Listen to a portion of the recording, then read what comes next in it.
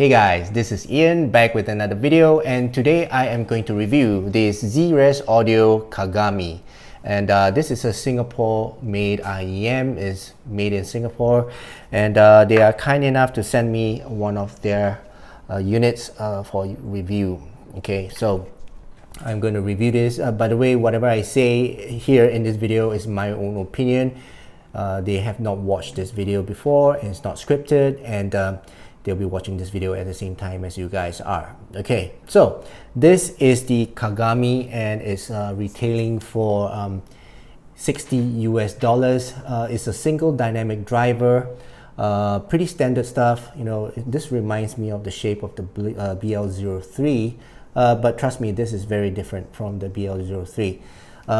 Yeah, so it's a single dynamic driver, comes in the box like this, and it comes with some instructions like this, and the IEM just sits in here, and it comes with 3 sets of ear tips, small, medium, and large, and also the foam tip, which is right here, so you can actually put foam if you choose to so. Right, so the cable itself is pretty standard cable, straight type of 3.5 headphone jack, pretty standard silicone sleeve type of braided cable. And you've got the metal. One thing you have here is the metal Y splitter. Okay, it's made of steel, I think. Okay, and the ear hooks. Here, ear hooks are pretty soft. It's not the stiff type of ear hooks, but yeah, it works. Okay.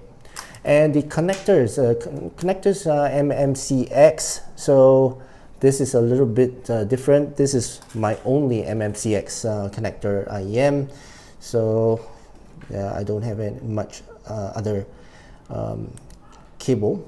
Right, the ear tips is a wide bore ear tip.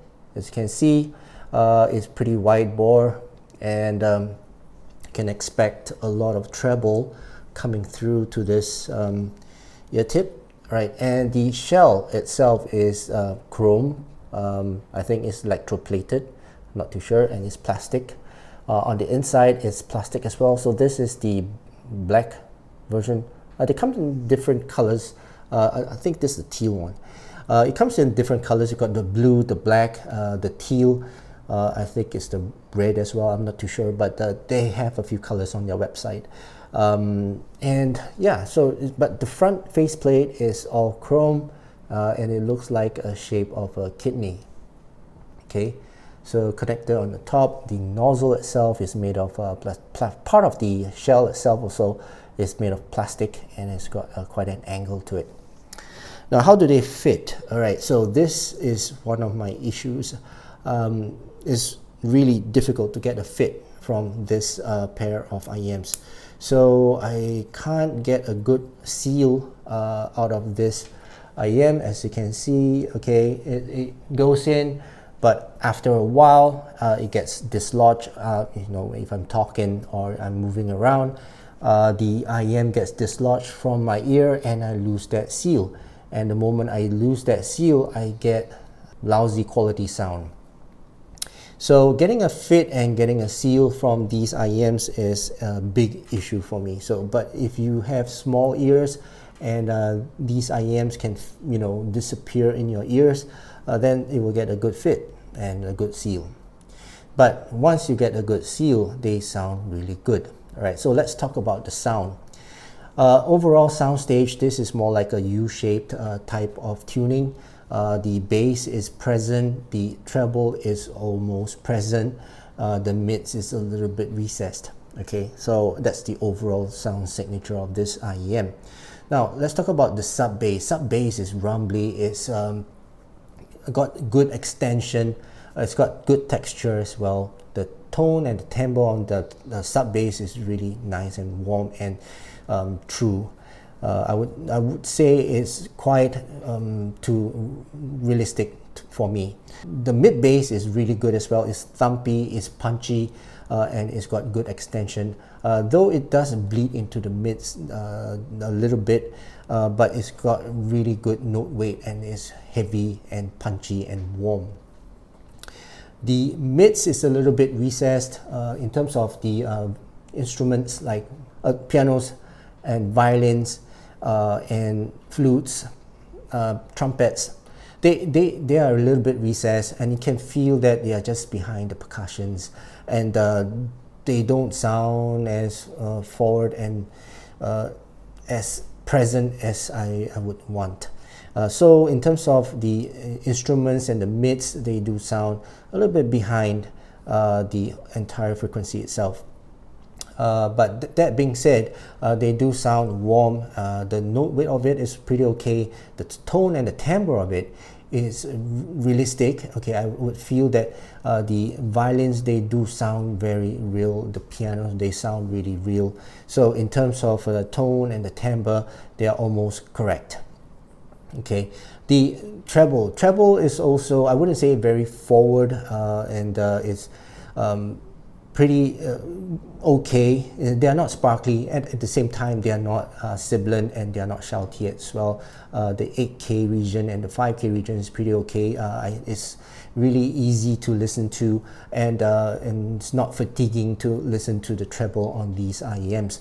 But they are not bright and they are not sparkly as well. So if you are looking for a bright and sparkly IEM, this is not the IEM to go for. But if you want to have an easy listen and non-fatiguing type of listen, then this is the IEM. The treble is pretty okay. It's pretty controlled. The roll-off of the treble is pretty short.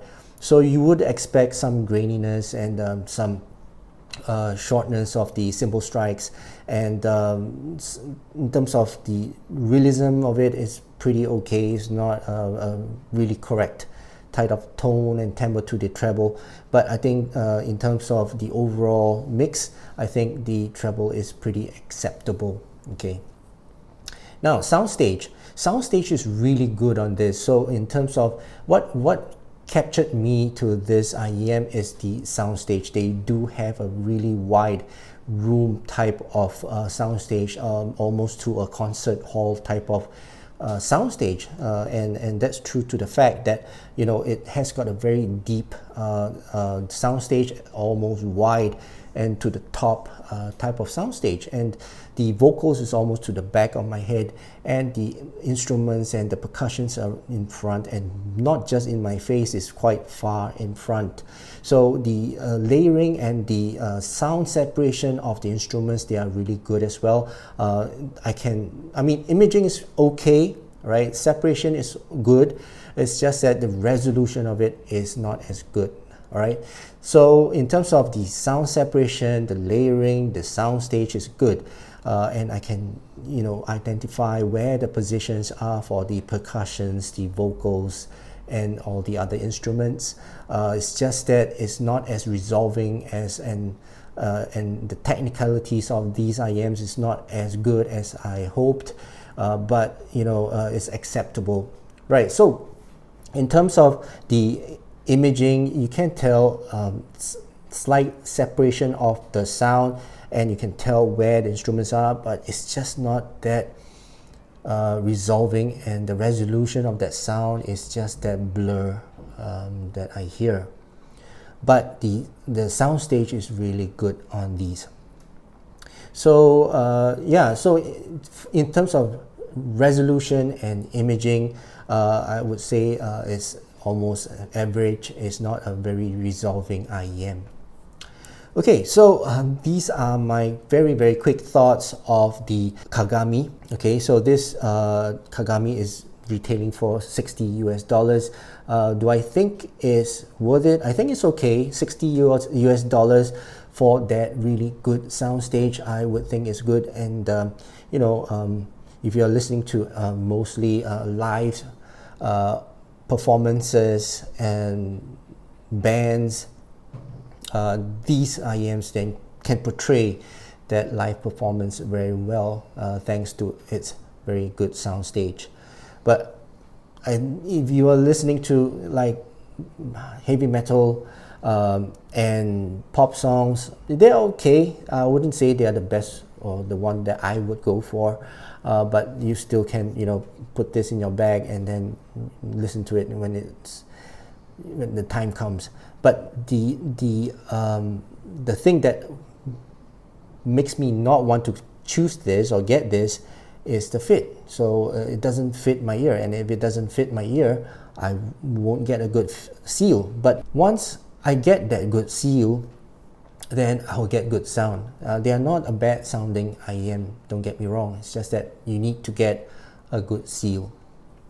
Right, so these are my thoughts of the Kagami Plus.